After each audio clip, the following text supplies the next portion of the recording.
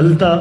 یو کس ول سواد د هغه ځای نه تللی و مزدورۍ دپاره د ترپالونو کار یې کو سپین رومال یې په سر کو میډیا ته کېناستو فیسبوک په هغې باندې اوس د سعودي نه روم ویستو اوس یې په هغه مسله د سعودي نه روویستو دوی یې نه پیش کوي ما ته اگر خاندان کس په ورځ ټلیفون وکول بس دې ځای باندې ممنوع سعودي حکومت بند کو هغه حنبلیان دي وهابیان نه دي هغه ورته ویل د دې نه پس روچ وکولی شي ښځه در په حلاله ده ګوره زمونږ د قوم دا ټول علما مفتیان مدارس شیوخ پرېښوده هغه یو ترپالونو ملا پسې ورپسې شو د هغه مسله ویل دا ټیک وایي ما ته مخکې کال دلته ناګومان نس کسان راغله مولوي صاحب ما ته ټلیفون وکړ په ځای بل آو پر څه مسله ده درځو ما ورته راشئ راغله لس یولس کسان ورسره وو ما ورته څه مسله ده ما ته دا یو کس یاد کړو د بیبي ته 3 طلاق ورکړي هلته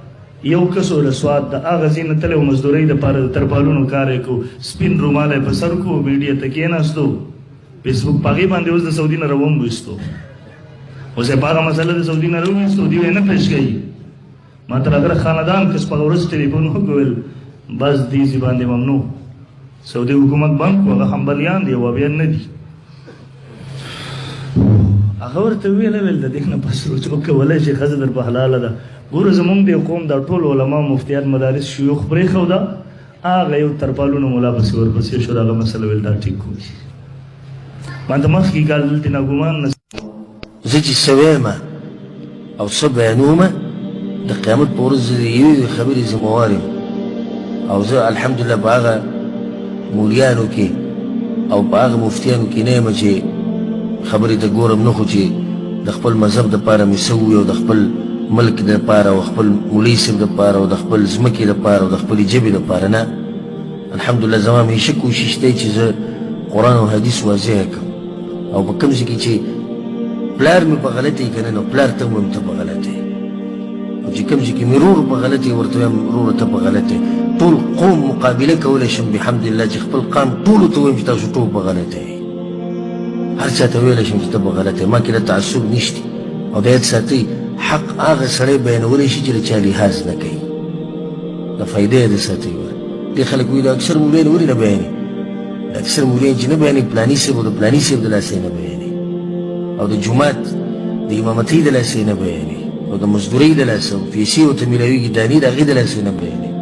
او ډېر پکې داسې هم دي چې جاهلان دي دا مسله ورته نه ده واضحه ځکه یې نه بیانوي موږ الحمدلله نه د چا نه دا تمې ساتو او نه په دې یېرېږو چې د جومات امامتي به ختمه شي زه به څه خورم یا خطبه به راباندې بنده شي نو زه به څه خورم یا خلک به خفه شي نو زه به څه کوم والله کوم ذره برابر دا یره په زړه کې راشي خو دې سره هم سوچ دی چې د حق واضح کول غواړي بیانول غواړي ما پسې ډېر خلک لګیا دي خبرې کوي زه څه لیونی نه یم چې د دې خلکو دې خبرو ته ما ځان د دې لپاره ودرولی دی چې باطل بیانوم تر دې چې خلک زما په کور والا پسې خبرې کوي ما اورېدلي دي او ما لیدلي زه څه لیونی یم چې خلک دې ته رادغه کوم چې زما کور والا پسې دې خبرې وکړي او بیانوم باطل لیونی یم زه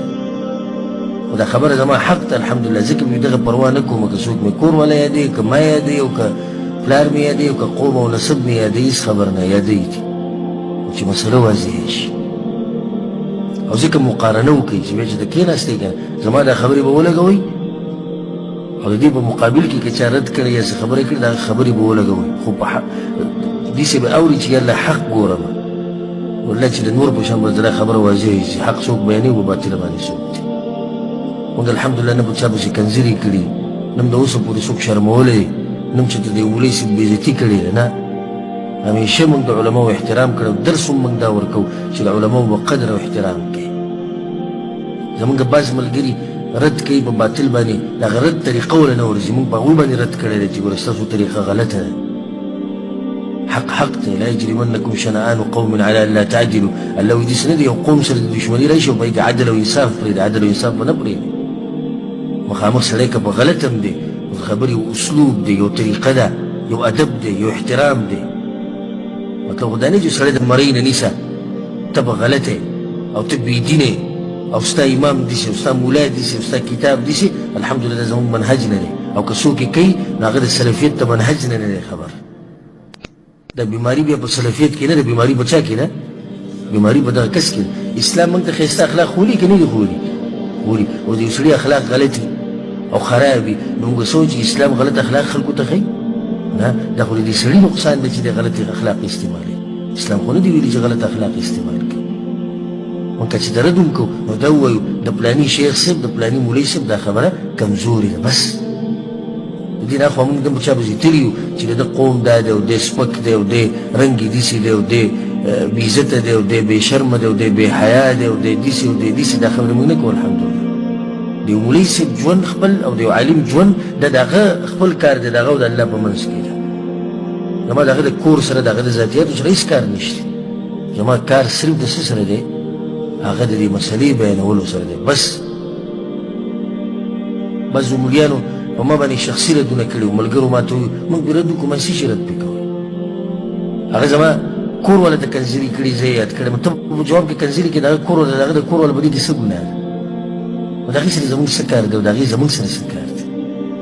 موږ ته الحمدلله اسلام یو تربیت را کړی دی بیا راته پښتو یو تربیت را کړی دی بیا مور پلار له یو تربیت را کړی دی چې یو څوک سپک کار کوي نو ته به څه کوې په مقابل کې به سپک کار کوې خو سپک دی غلط دی نو زه څه وکړم زه اوس هم سپک شم زه اوس هم غلط شم.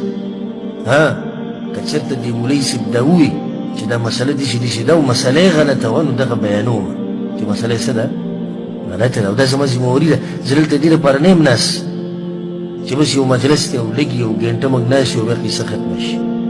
زه دلته دې لپاره ناست یم چې د خپلو وروڼو ته او خویندو ته هغه آسماني سوچه دین واضحه کړم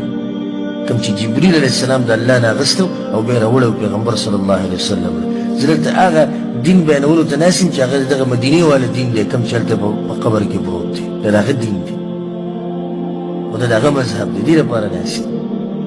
یم چې اوس موږ راجمع شو ګنټه ناست وو خبره بیا ختمه شو ولاړ نه. زما په اوږو باندې یو ذمهواري ده او دا زما ستاسو سره محبت دی والله چې